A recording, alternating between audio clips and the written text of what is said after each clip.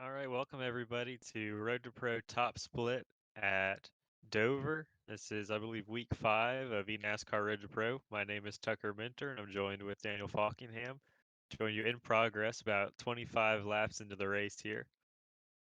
How you doing tonight, Daniel? We're doing great. We started off a little bit late. We've had one big crash already, but other than that, we've been clean and green so far. It's a really short race we got going on. We're already under 100 laps to go. Race is already flying by. We're just getting right into it.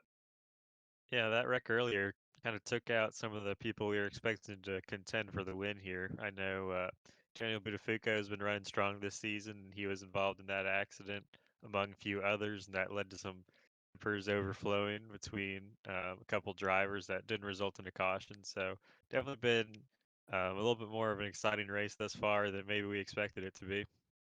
Yeah, Miles Monster, he's eating pretty early so far. I don't know if he's gonna be eating up any more vehicles here tonight, but yeah, as we get into the race here, it's like Kenny Brady. He's having a good start to this race. Just passed Ray Fowler P6, and believe we got a chance to lead here, Tucker.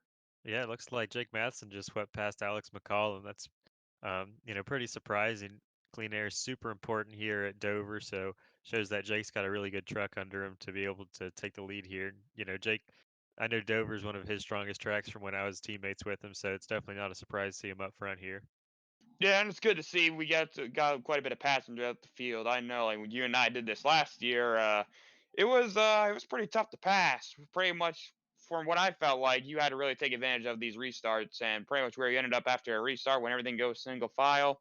That's pretty much where you're going to probably be for most of the run, probably for the entire race. But it's good to see we got a few comers and goers here early. Yeah, absolutely. I remember last year here at Dover, I was following my teammate Seth the Merchant through the field, and um, we ended up he got past Justin Bolton, and I was trying to follow him through, and Justin decided he didn't want to let me by, and we raced side by side for like 15 laps before we both blew our tires off, and I was like, man, did I do something to make you mad? Like, why are you racing that hard? He's like, well, I didn't want to let anybody else by. I mean, that's kind of like the general sentiment here is it's just super hard to super hard to make passes with how good everybody is this level and kind of way the track is. Absolutely. It's just everyone doesn't simply just don't want to give it up because they know how important points are. Trying to fill the points bucket as we're in the second half of this first round. And like we mentioned earlier, guys like Buttafuoco, they wrecked out early, but thankfully Buttafuoco's in a really good spot in points.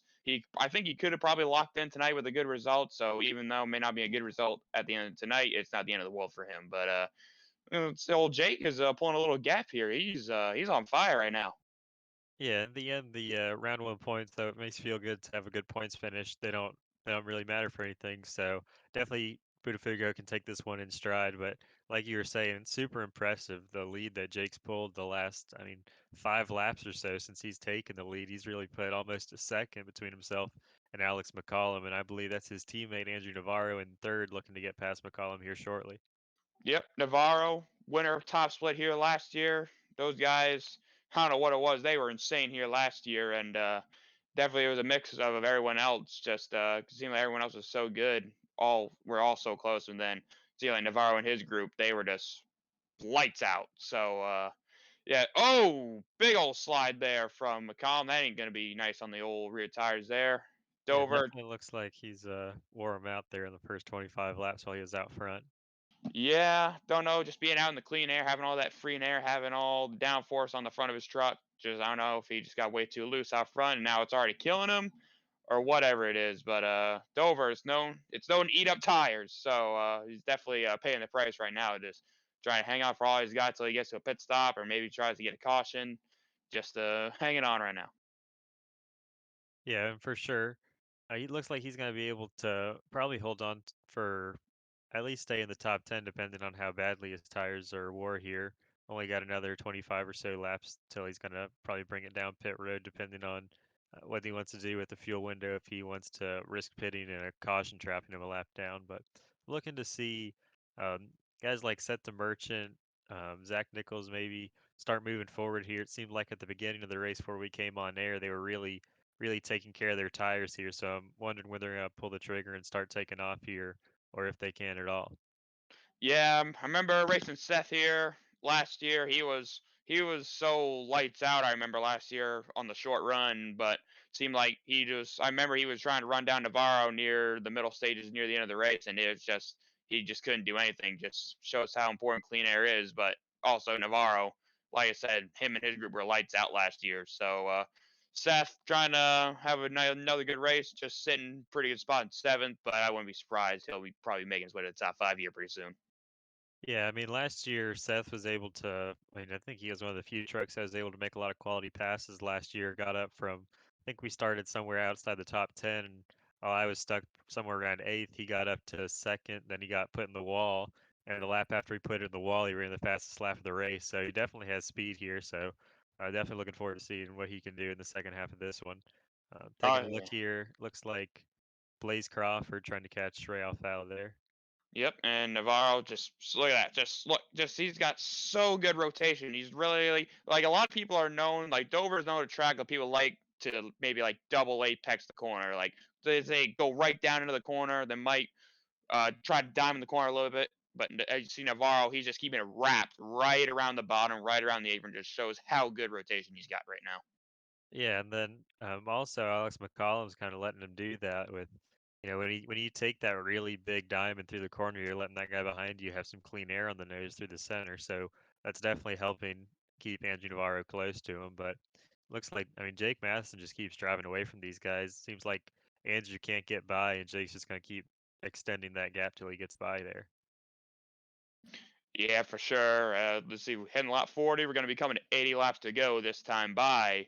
And I don't know what the pit strategy is going to be here. Probably it's probably as simple as maybe just split it right down the middle. But we did have an early caution period, so these guys might try to maybe go longer. Depends on if they save a lot of fuel into the yellow. Try to go as far as you can, pit as late as you can.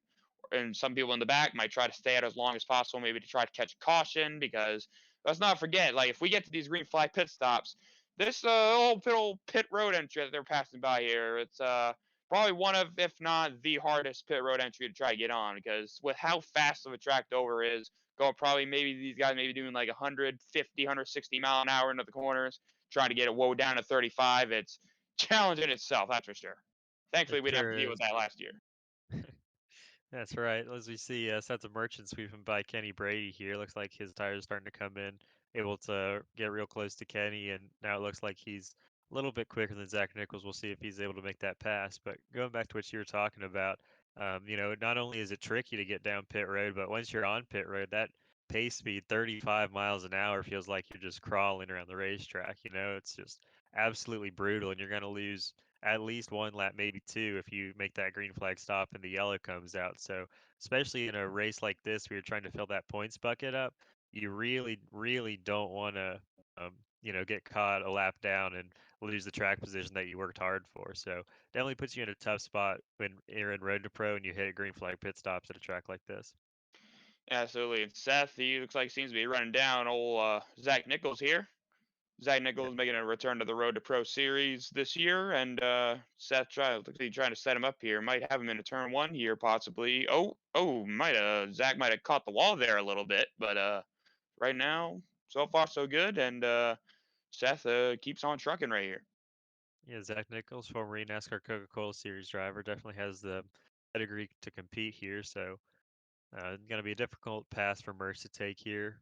If you're Merckx right here, you're just hoping that he's going to let you by, so you can move on, maybe pick another one or two trucks off this run before you take tires. But I mean, if you're Zach Nichols, you don't really have a reason to do that. You want to get as many points as you can. Merckx is good in points right now, so there's no need to be courteous. So just Here he goes. interesting dynamic. Yep, not even gonna fight him. So Seth, I think that yep, there it is, top five. Like said earlier, wouldn't be surprised he's gonna get to the top five here pretty soon, and there he is, and gonna go set his sights on Mr. Brian Mercurio for P4 here. It's got a little Yeah, bit of ways to go, but Zach a little loose back there, but yeah, so far so good right now. yeah, tires definitely starting to go away for Zach Nichols. They're getting really loose. They're off. Oh, Oh, and then that was I don't know if that was really necessary on lap 47 when everybody's running the top 10, but dang, some people race a certain way. Good to see Ray Alfala, running eighth here. I know Dover and contender last year didn't get the result he wanted. He was really fast on the short run. That kind of ended up fighting him over the course of the long run, and then he ended up on a pit strategy that didn't work out. So good to see him capturing some more good points this week, hopefully, and hopefully have him back in round two and contender. Coming off a win at Bristol 2 weeks ago, so definitely momentum on his side for sure. And race actually was racing Ray a little bit there in the contender race at Dover last year. Just flew right on by me, but I was able to run him back down. So just definitely seemed like like he's even said it himself, like he's been not really good like with trying to manage the tires like over the last few years. But it seems like this year, as we saw at Bristol, I think he's starting to figure it out slowly but surely. So wouldn't be surprised we'll probably be seeing more wins out of him as the year goes on. Yeah, I mean, definitely one of the best to ever do it. So not surprising that he's going to be able to adapt when he really puts his mind to it. As we are looking at Andrew Navarro here, seems like he's fallen off of Alex McCollum.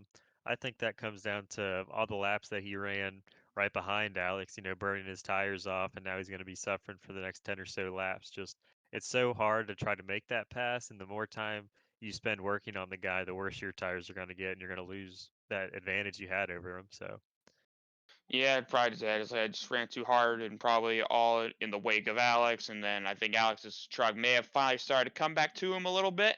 It just seemed like he was just really just didn't like the handling maybe on the short run, but now it's finally starting to come into its own now as we are quickly approaching halfway and we might be seeing some pit stops here pretty soon. I don't know if anyone might try to do a very early pit, get on tires early to try to make a big old jump, or don't know. Pit strategy is up in the air right now, so I'm really looking forward to see what's going to happen, and just hope someone doesn't hit the old pit barrels. That's definitely what we're not looking for right now. yeah, one thing to mention is it seems like the tires go through a lot of different stages of conditioning here at Dover. I remember last year and then this year when I was doing my data pack for Altus Engineering on VRS, it's like the first 5 laps or so, it's really free. And then for the next 20 laps, the tires really tighten up before you get to lap 30 and you start to free up again. So it's definitely something these guys have to contend with. Makes it super tricky to set the truck up because you don't want to be too loose on the short run and then but then you don't want to be too tight and really struggling over the mid course portion of the run and then you get to a long run like this, in a split like top split is what we're used to seeing long runs. So you definitely don't want to have a bad long run car.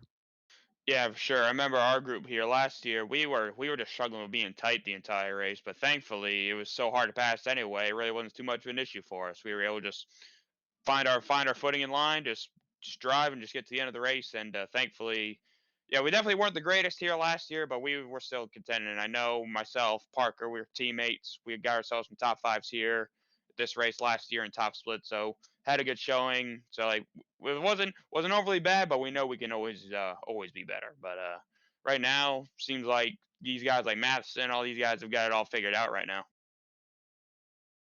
Yeah, I'm interested to see what the gap's going to be between Mercurio and Demerchant. I know Mercurio and Demerchant started close together, and I think Mercurio was able to kind of knife by Kenny Brady and Zach Nichols a little quicker than Merch was. So I'm interested to see if Merch is able to run him down, or if Brian's truck is just that good. Yeah, look Taking a at look a little bit further back in the pack here. old NASCAR commentator Blake McCandless out here doing some road to pro in here tonight. Uh, Not sure what position he's in. Hopefully, he comes across the old ticker here, but I think he's got a solid right now and sitting in the top 20 right now. And yeah, just clicking off some laps right here. Yeah, it looks like he's just inside the top Here 20, we so go, getting close to pit stops. There's one. Mr. Zach Nichols. Oh, and I think 29 tried to pit as well, and he missed the pit entry. Like we were mentioning, just so hard to get on pit road here. Yeah, and it's so crucial with these green flag stops. If it cycles all the way out, you can make up so much time coming down pit road. You know, with how much time you're on pit road, every second that you can get, that's a free second on the racetrack. And especially those guys running where he was down, where it's tight between 10th on back, 10th through 20th seems is pretty tight. If you can get that second entering pit road, that's going to be 5 spots that you can hold on to for the rest of the race. Yeah, absolutely. Looks like Mr. 29 truck here. Looks like he was able to get in here with no issues that time around. Not sure who's in the 29. Kind of struggle with all these paint schemes here because they're running all the sim stamp numbers for this first round. So it's kind of confusing trying to figure out who's in what number here. But we're going to get a little Sure. replay here. But difficult. Oh, he had some help. Oh man, yeah. I mean, you call that you're coming to pit road, but especially at a situation like that. Sometimes you get a late call, or maybe Zach Nichols was saying he was pitting over when he was saying he was pitting, so the message didn't get relayed here, and that's so frustrating. Not only if you're him who missed pit road, but for the guy behind that now probably has a little bit of nose damage. Yeah, so definitely gonna affect the arrow on probably on both vehicles here as we got some more takers, probably near the back of the pack here. Gonna be interesting to see when we're gonna start seeing some of these leaders pit, like Matheson, McCollum. Definitely, like, what do you do if you're Matheson? You just run your own race here. You wait out. Oh, hello, we got some more action going on here. It That looks was like Breyer Breyer. LaPrade had to take a evasive maneuver to get around either Agnell Phillip or that other truck pitting there. But I mean, if I'm Jake in this spot and I have a 2 second lead, I think the tire fall off isn't really going to make it all the way to 2 seconds. So I pretty much have a free lap when those guys behind me come down pit road before I need to make my pit stop. Oh, look at Fresh. Ooh, drifting on into the pit entry right there. Barely makes it in, and then we got a lot of takers right here. Like I said, Frisch trying to get all the time he can get on the pit entry right there, and I think he definitely made the most of it right there. Yeah, sure was. If I'm Jake right now, my biggest concern is somebody like Brian Mercurio or Seth the Merchant or even Kenny Brady that I'm not immediately looking at, but has the speed and is close enough that if they run, 3 laps on fresh tires versus where I am, they can jump me, and then I'm going to be stuck in their dirty air. And even though tires are so important here, you still don't want to get trapped behind anybody. Looks like Jake's gonna take matters into his own hands here and come down pit road this lap. Got close to those barrels there. Old Alex McCollum answered the call last lap, so move, then counter move, Yeah, essentially, is what's exactly. going on here. We got Kenny in here too. We pretty much getting everybody, and then we guys see guys like Mercurio, Demerchant going long Yeah, here. Ray Alfala going long. Looks like they're going to be pitting Oh, this lap oh, here. here we go. Oh, they're getting real close here. Oh, a little bumper action here, Yeah, I mean, Verch certainly got all he could right there. closing that gap. Yes, and they said so slow pit road here, and I think the timing lines are very sensitive here. So you definitely got to be careful with how you manage pit road here as it's old 20s. Oh, Oh trouble! man, I mean, we expected it. I mean, I'm surprised it didn't bring out a yellow, but that's really tough for Joseph there. Oh no, it's hard. It's hard to not laugh at that kind of stuff because, like, I do feel bad for like when that happens. But I mean, you're gonna get that once in a while. You're gonna have those issues, unfortunately. But as we see, Blake McCandless, I'm not surprised he's doing this, trying to go along, trying to catch yellow.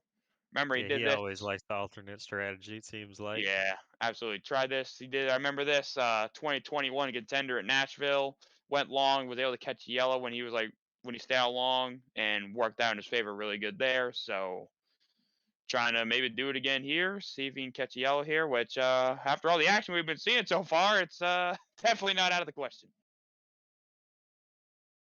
Yeah, especially, with seems like there's still about 6 or 7 guys that are yet to pit. When you have that speed differential, it's going to make it super difficult to, um, you know, some guys aren't as experienced catching up with slow cars and end up running somebody over and drawing that yellow. I'm seeing something. I'm seeing Michael Frisch here in 29th place, 3 laps down. I think that pit entry. I think he might have got a little too much. Probably was caught speeding. So definitely, I think got a little too much there as he's 3 laps down on the racetrack, which is very unfortunate. Yeah, and that'll really ruin your night, because it's one thing when an on-track incident happens, but when you come down pit road and you speed, it's like, did I really need to get that extra mile an hour? Just kind of beat yourself up over that one. Yeah, for sure. As we looks like we got 4 guys that are still on the racetrack here. We got McCann's out there. As I say that, he's coming to pit road.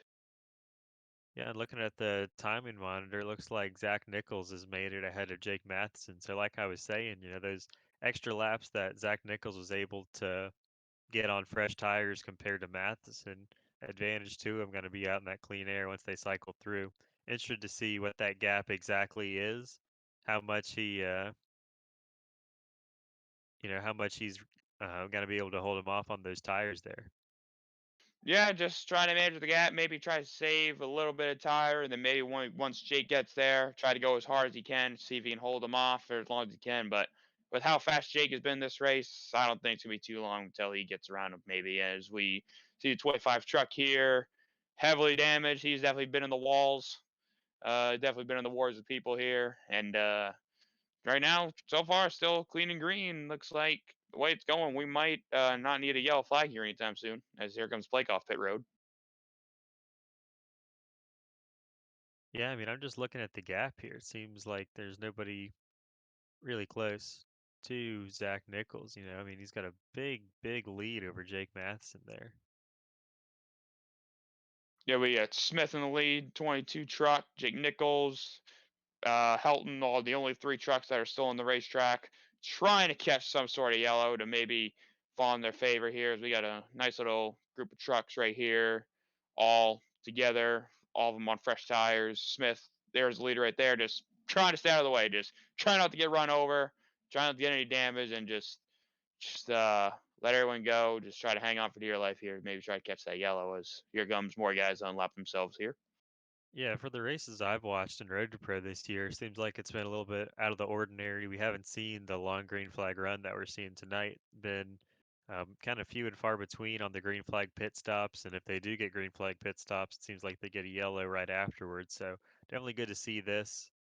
See the Road to Pro races kind of go back to what we were used to see and see what guys hit it in qualifying and what guys able to move forward with a long run setup.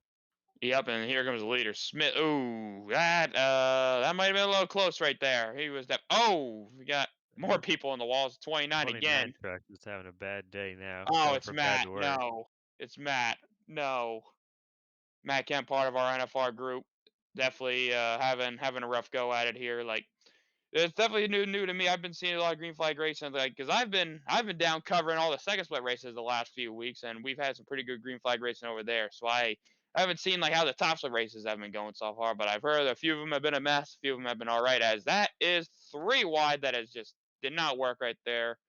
Almost got a yellow, but not quite. We stay green. We're still rolling.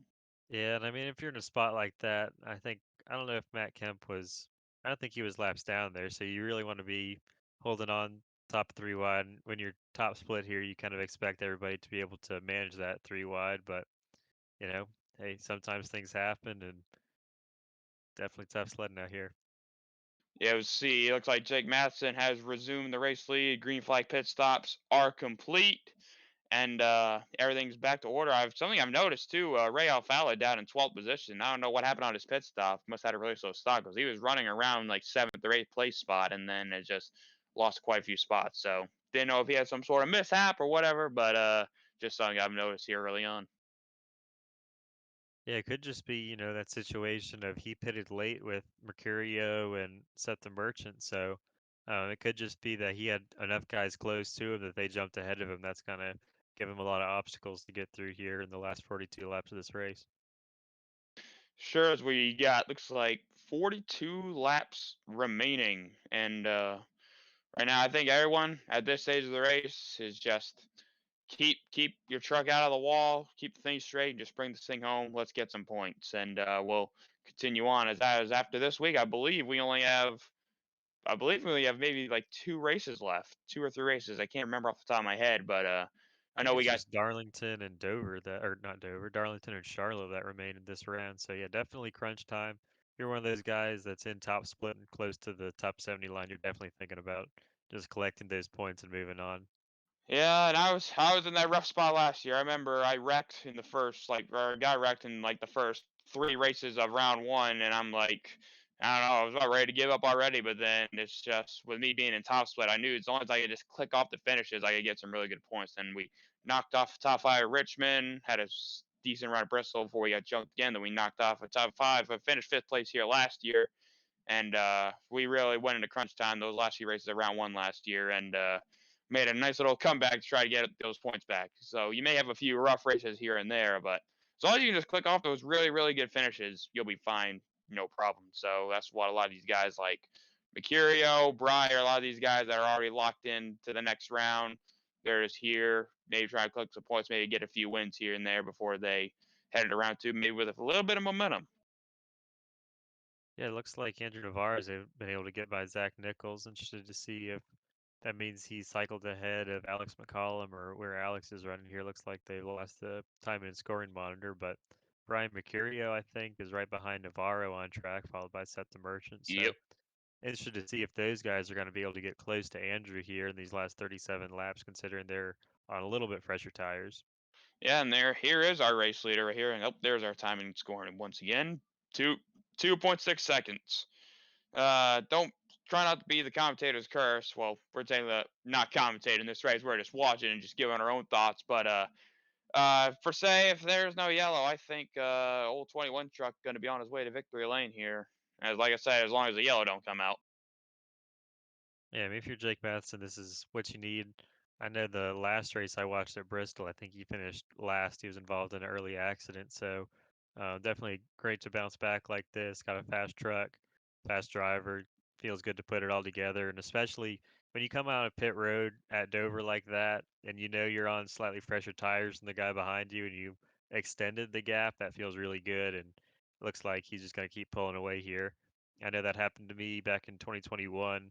I was racing with Dylan Alt and Donovan Strauss was out front leading. And I was trying everything I could to run down Donnie, but when we came out of pit road, I gained a little bit, but he had a lap fresher tires, and it just, hard to overcome those fresh tires here. Absolutely. Is Kenny going by Zach? I know they had a little bit of beef early in the race. Oh, Yeah, I Zach think may be Zach trying to give it Nichols. back right there. Yeah, I think he wants to give a piece of his mind here. Don't think he's gonna really follow it up too much through turn three here. Think Kenny's just got the tire advantage that's gonna prevail, but yeah, I mean that's situation that you put yourself in if you're Kenny, make decisions early in the race, and then if you have a long green flag run and that guy jumps you on pit road, you just put yourself in a bad spot where he can take a shot at you, and the last thing you want in the truck is to get damaged. So just always got to be racing smart. Yeah, we got 32 to go. Got some trucks. Number 7 truck. I Yep, believe that's that's Boyd. Boyd Hogan just trying to make some more laps, maybe pick up an extra spot or two, but he's had a lot of damage from that lap one wreck. Yeah, I don't know how good of a season Boyd's had. The two races I've covered on the pro cast, he's been involved in wrecks within like the first like 10, 15 laps. So it's definitely not been good from what I've been seeing. But just trying to shake that all off. Made it all the way to contender last year. Trying to do it again this year. But from what I've seen, it seems like he's been in wreck after wreck that really has been out of his control. So it's just another one of them nights, unfortunately, once again for Mr. Boyd. Yeah, and once you're in a rut like that, it's just so hard to get out. It seems like you keep putting the practice in, keep putting the work in, and then you show up and the same thing happens. That just makes it harder every week to keep going. So, see Blake McCandless even by some people. You got to remember he's got the freshest tires in the field, I think. So, definitely gonna see him probably get a few more before this race ends. Trying to make one last charge. No, he did the first race Daytona, took a few races off, but then has been back, like doing the last few races. Maybe try to give himself maybe one last little shot at it, kind of with a little late decision, maybe to try to run all the races, maybe see if he can get to round two. But definitely trying something different because we all know Blake loves to try something different, and maybe hopefully he can pick up a few more spots here as we get down to the end of this thing as we're looking at Alfala here, going to chase down Mr. Zach Nichols. Zach just trying to hang on here, went for an early pit and is now just trying to hang on, trying to get to the end of this thing.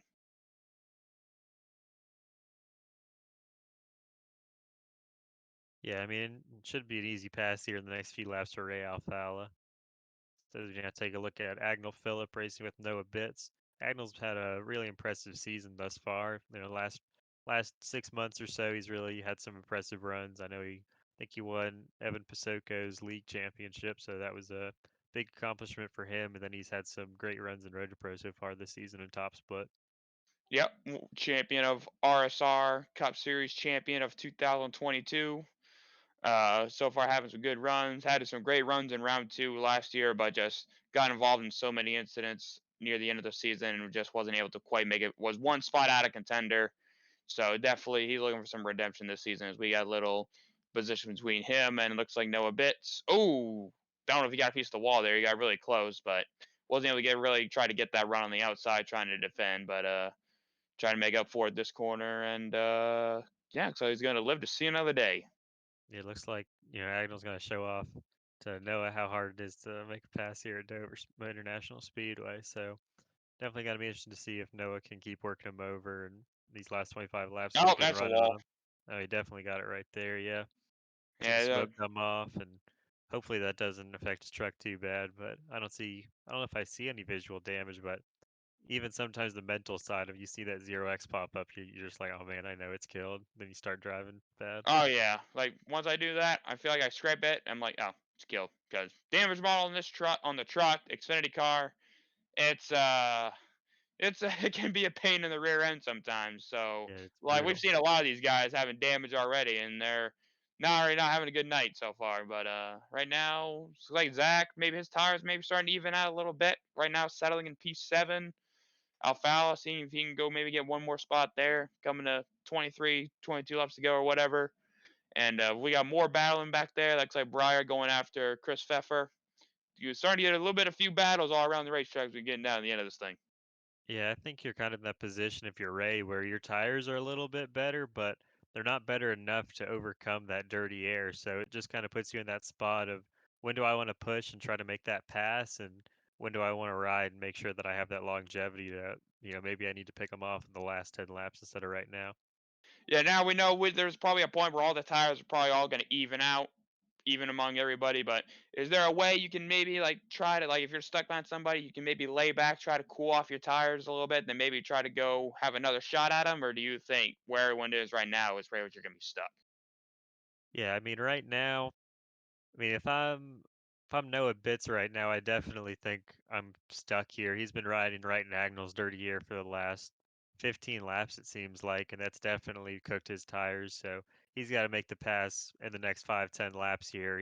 Doesn't have a shot. He's just going to keep riding there, and then maybe even fall back into Blaze Crawford running in 13th. But I think maybe somebody like Ray, who had clean air for most of the run, might still be able to make a run at Zach Nichols if he plays his cards right. Trying to keep working him over, you know what Bits is, as Jake Madison, also a 3.5 second lead. Been lights out all night long, trying to bring this thing home as we got 20 laps to go. As here goes Breyer for a position. Nope, just going around a lap truck there, it looks like. Yeah, Madison, McCollum, Navarro, Mercurio, the Merchant, pretty much the same order it was when we started pit stop. So thankfully, we haven't had too much change in that pit stop cycle. We've had a few guys speeding on pit road. I've had a few issues, guys hitting the pit barrels, but other than that, it seems to have been straightforward. Yeah, I mean, just looking at the running order, trying to go off a team seems like a really great night for Tranquility once again with Jake Matheson up front and Andrew Navarro probably having the speed to pass McCollum, but just not the right opportunity. And then EPI seems like brought a good truck for McCollum, and Legacy has Mercurio and Ray Alfala and Christopher Pfeffer all inside the top 10, so they're looking good. North Force represented by Zach Nichols, and then of course we got Merchant, the Altus machine running P5. Seems like maybe a little bit of an off night for Ryko though, with Breyer only running in 10th and Noah Bitts in 12th. James Holzer running 15th, and then we saw Joseph 2 in the pit barrel. So seems like he was Yeah. trying to make up for something there. And there we see Kenny Humpy too. Think he's out of the Ryco stable too, running P16. Just definitely. Oh, we Oh, I think think we just had Boyd someone blow Hogan up just here. blew up there, Yeah. right in front of Uh, his teammate Ray Alfala. when it rains, it pours. I guess for Boyd Hogan. Just Miles has definitely been probably been the hardest on him tonight. That's for sure. Can't take that away. Yeah, He's I coasting wonder down a if bit. he was out there trying to get the spots over Drew Freenage and Joseph 2, which he has successfully done. I don't know if Jonathan Delaney's still on the racetrack or not, but he's the only one still laps down there. So, it's just a brutal ending. Doesn't make you feel any better when your truck blows up when it's 15 to go. It's like, couldn't that have happened 100 laps ago so I wasn't riding around here? Yeah, like I was trying to say before we had a little explosion right there. Ryko, like I said, probably not one of their brightest nights, but I mean, like I said, one truck in the top 10. We're not used to seeing that. But at the end of the day, where they're running right now, they're in top split. It's still a decent points night anyway. So right now they're trying to ride this thing out, and then we'll take this thing over the next few races to see they can get to that top 70. But no bits. I'll give it to him. He's still trying to work Agnell over, but don't know if the time is definitely running out as we're getting closer to the end of the thing, almost 13 to go right now.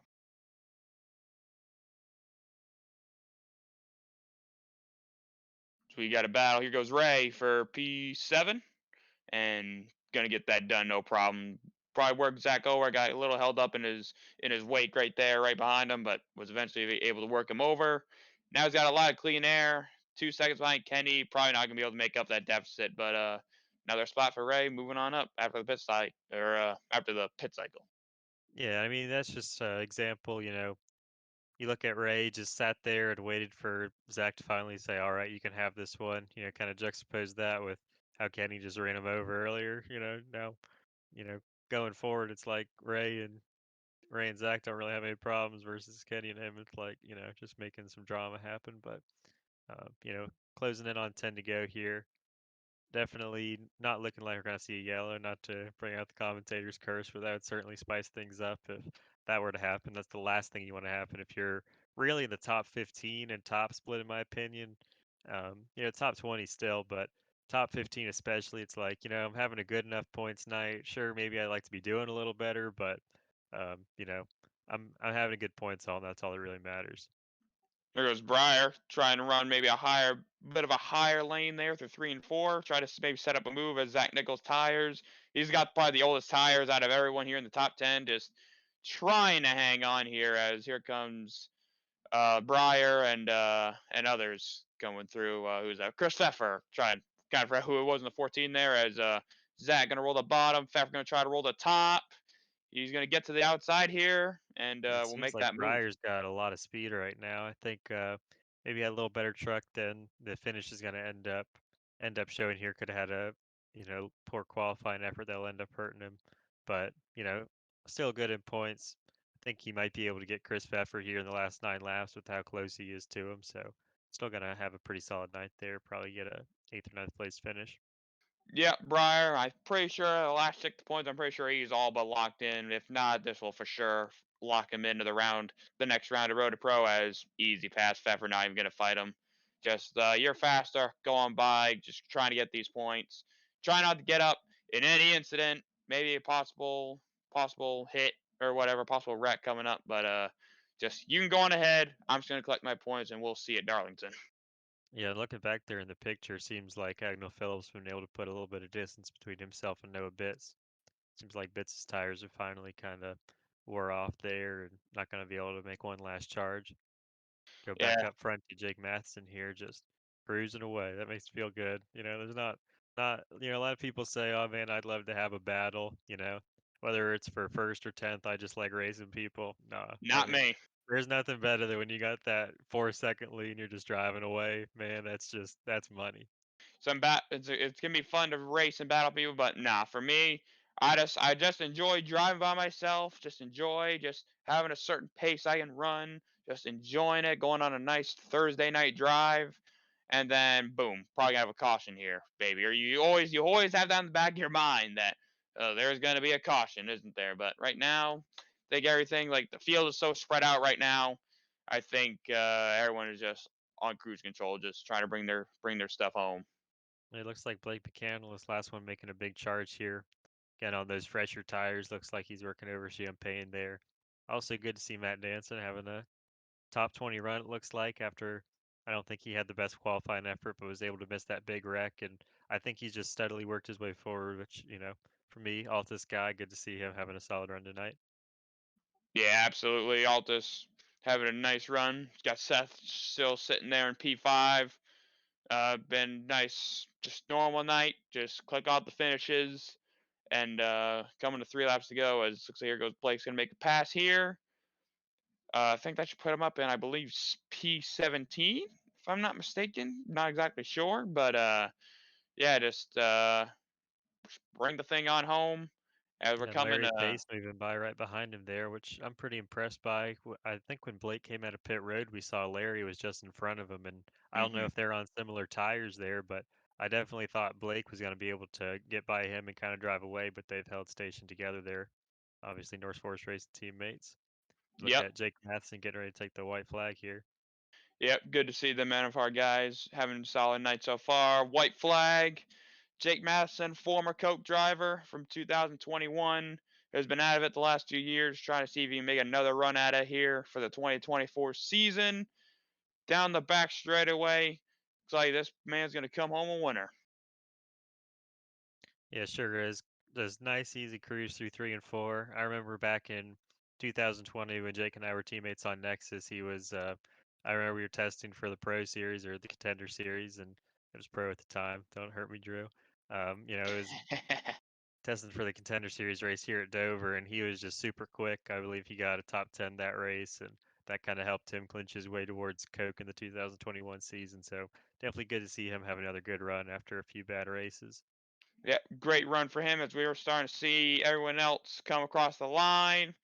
And we'll get a look at the final results here in just a minute. But old Jake Madison definitely deserves to burn it down. Just I'd say him, Tranquility, they got this place figured out. They all put another whooping on the field 2 years in a row. Yeah, I mean they just had lights out setup, great drive by Jake, great drive by Andrew as well, and super impressive to see him take the lead early in the race. Only about 20 laps on the tires, he was able to drive by Alex McCollum, and then from there just clean air, great setup. It's hard to beat that. So congrats to Jake, and I guess we'll be looking at the results here shortly. Yeah, it's always good. Have a nice green flag race. I know we had that big wreck at the start that we weren't able to show. We were a little late coming on the air, but it's good when you have a nice green flag race. Nice, straightforward, no drama for the most part. It was a little bit dramatic for a few people, but a lot of people are gonna have great nights. A lot of people are gonna be wondering, like, questioning what if, like, what could have they done better. Blake McCandless, I guess I was talking to Blake here that he finished in 17th place, but yeah, like I said, great, deserving win for Jake, deserving win for Tranquility. The Navarro coming home in third there. I believe Kenny came home in sixth. So definitely a great night all around for those guys.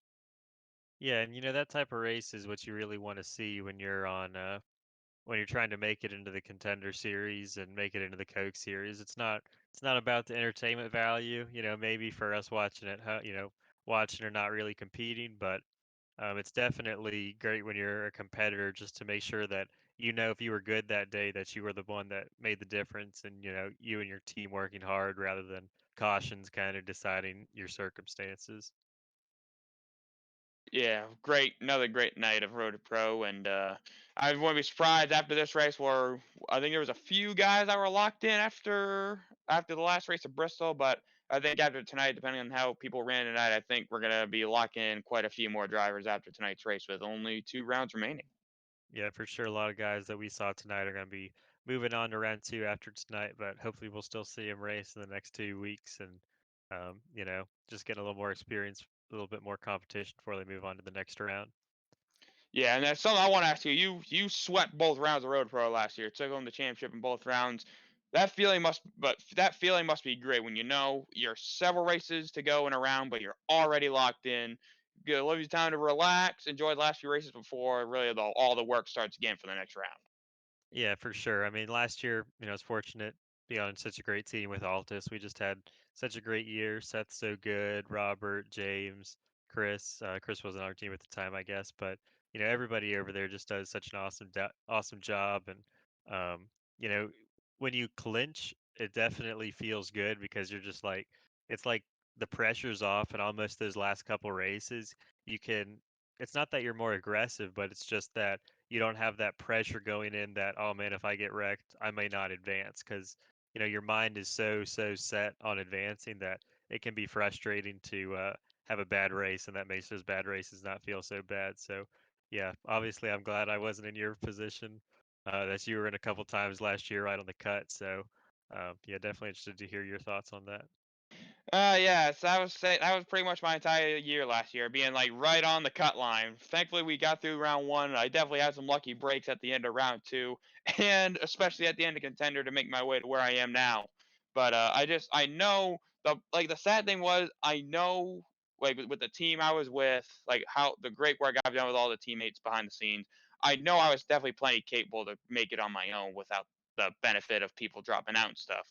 But it's just there's a lot of stuff that was really out of my control. Like you get involved in wrecks, get involved in other. Like I remember a race last year, Michigan in round two, set up for a great finish, and then it didn't go my way, unfortunately. So we had to do a lot of fighting back there. But just that just shows like these guys here, you just can't give up because you may want to quit, but at the end of the day, you just can't give up. You just gotta keep your head down, keep going, and just let everything else fall into place. And thankfully, I was definitely very very fortunate last year. It's great to be in the position I am now.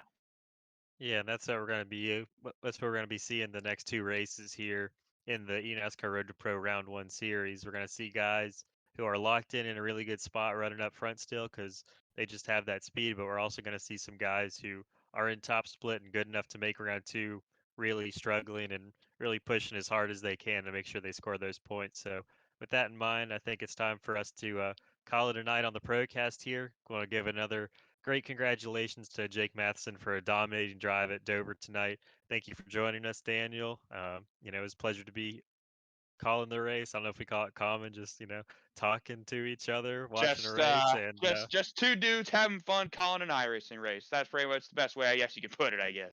yeah, that's right. So we also like to thank David Hammond and Maconi Entertainment for producing this race. So make sure that you're following Maconi Entertainment on socials and on Twitch so that you're able to always tune into these eNASCAR Road to Pro broadcasts and procasts that we enjoy doing. And hopefully you enjoy it. And make sure you're following them on Twitter so you know when we're live. Thanks, everybody. Have a good night.